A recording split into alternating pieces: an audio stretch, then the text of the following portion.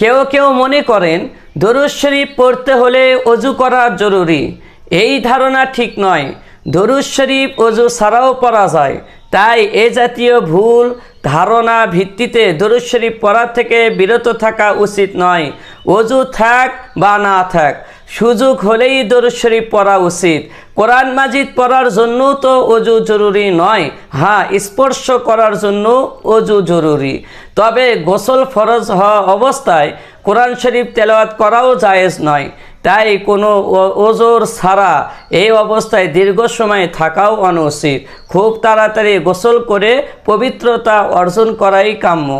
আর দরুদ শরীফ এটা অজুর সহিত পড়াটাই উত্তম এবং অজু ছাড়াও পড়া যায়, এতে কোনো অসুবিধা নেই।